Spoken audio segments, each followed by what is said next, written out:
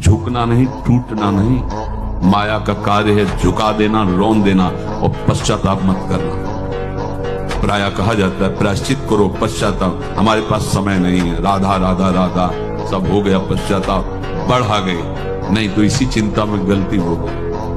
गलती हुई तब समय नष्ट हुआ, अब वर्तमान में उसका चिंतन करके नष्ट करो और आगे के चिंतन की गुंजाइश नहीं रहेगी, क्योंकि आप अपने हृदय को इतना गिराते चले जा रहे हो, हृदय का स्तर कि उत्साह ही नहीं रह जाएगा।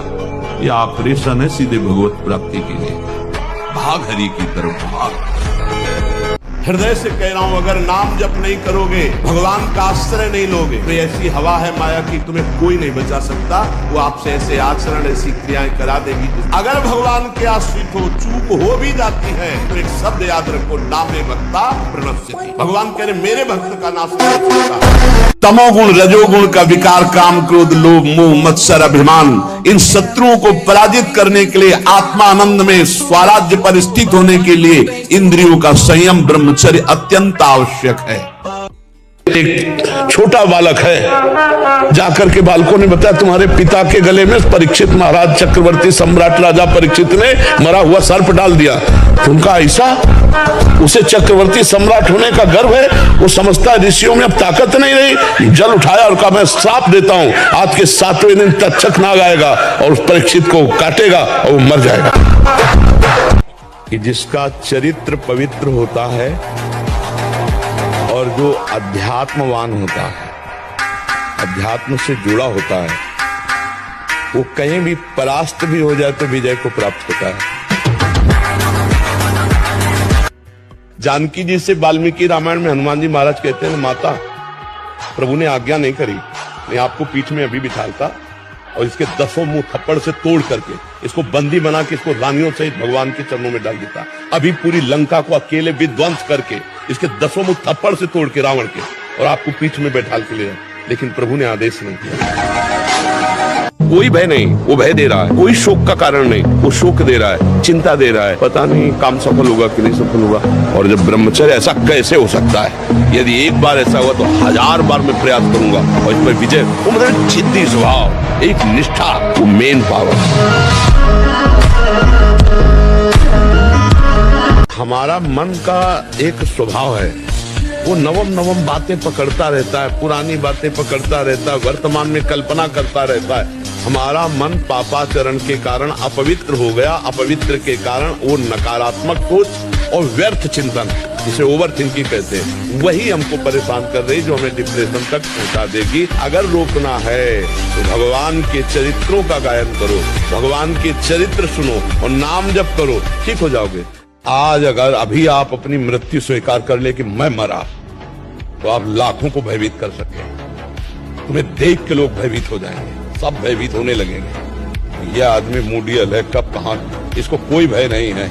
अभी अभी तुम इतने कमजोर क्यों बनते हो? ऐसे काम, क्रोध, लोग ये भेड़िए की तरह बच्चों को डरवाते हैं, ज्ञानियों को नहीं। अगर हमारी बहन को कोई गंदी दृष्टि से देख ले तो हमें बर्दाश्त नहीं होगा, और दूसरे की बहन के साथ हम क्या व्यवहार करते हैं वो मुझे बर्दाश्त हो जाता है। कैसी बुद्धि निम्न कोटि की, नीच कोटि की हो गई। इसलिए संभालो अपने जो साथ हो, उनको भी संभालो जो संभल पाए, नहीं तो आप चलो, ये मार्ग अपने आप के संभालो।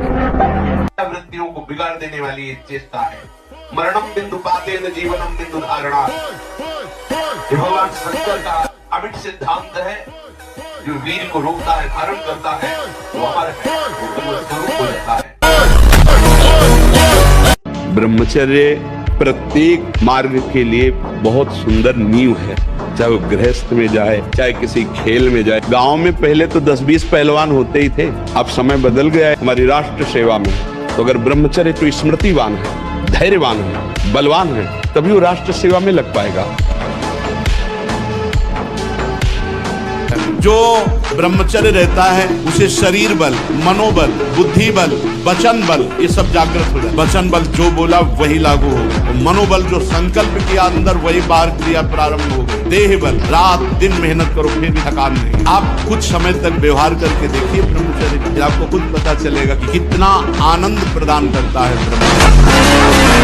आप नेत्रेंद्रिय से गंदे चित्र देखें, श्रवणेंद्रिय से गंदी बातें सुने, वाणी से गंदी बातें बोले, रसेंद्रिय इंद्री से गंदा भोजन करें और सोचे ब्रह्मचर्य रह जाएंगे, बिल्कुल नहीं, कदापि नहीं। ब्रह्मचर्य कोई खिलवाड़ नहीं है। कोई चाहिए हम कह रहे हैं ऐसा करके देखो, ना मिले तो हमें बताना आगे। कोई गंदा भोजन मत करना, पराई बहन बेटियों के प्रति दोष दृष्टि में विचार मत करना, मांस मत खाना, जुआ मत खेलना, चोरी मत करना। चिंता भय शोक इससे बचना है तो एकमात्र श्री भगवान का आश्रय लेकर भजन करते हुए धर्म पूर्वक चलो, कोई डिप्रेशन नहीं रहेगा। और धर्म पूर्वक नहीं चलोगे तो डिप्रेशन मार देगा। यही मन तुम्हें जहर खवा देगा, यही मन तुम्हें फांसी में टंगवा देगा, यही मन तुम्हें जेल पहुंचा देगा, यही मन तुम्हें नर्क पहुंचा देगा। लोग कहते हैं मन बहुत परेशान करता है, तो तुम्हारे ही पावर से तुमको परेशान कर रहा है, तुम जान नहीं पा रहे हो। तुम तो उसे मार सकते हो, तुम तो उसको नष्ट कर सकते हो, तुम्हारे में बहुत बड़ी सामर्थ्य है। पर जागरण करो। ये कोहरा है, काम आदि जानते हो क्या? कोहरा, जहाँ भुवन भास्कर प्रकाशित हुए, कोहरे की सत्ता ही खत्म, भगवान का ज्ञान प्रकाशित हुआ, इनका कोई महत्व नहीं, न थे, न आए, न रहेंगे। बहुत विचित्र मन की चाल है, बहुत विचित्र। वो जब ये भूत की तरह चढ़ जाता है, कब चढ़ गया और कब गिरा दिया पता नहीं चलता। बाद में पता चलता मेरी वो बुद्धि कहां गई थी, जो बड़ी प्रवीण थी, उस समय कहां गई। ऐसा लगता है जैसे कोई भूत आया हो, हमारे ऊपर चढ़ गया हो और हमसे वो क्रिया करा ली, और इसके बाद वो भूत उतर गया, तब हमें पता चला कि अरे ये सब क्या। ये एक दिन की बात नहीं है, एक बार की बात नहीं है। जब तक भगवत प्राप्ति नहीं हो जाती तब तक ये भूतावेश कहां कब कैसे होता है समझ में नहीं आता। और गृहस्थी में मान लो आप कई वर्ष ब्रह्मचर्य रहे, फिर इसके बाद संतान उत्पन्न करें, तो देखिए आप उस संतान में कितना ओज तेज, और कैसा वो राष्ट्रभक्त, चाहे वो लड़की हो चाहे लड़का हो, उसमें तेज मिलेगा।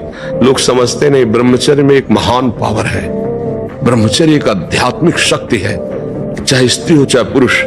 अगर संयम पूर्वक गृहस्थी में भी रहना तो पशुवत आचरण मत करो, संयम पूर्वक रहो। आप ब्रह्मचर्य के देखो, आपको रोगों से लड़ने की सामर्थ्य, बौद्धिक स्तर आपका बहुत प्रवीण, और शरीर भले ऐसे हो, आपके अंदर आत्मबल, बहुत जोश, पावर है, पावर।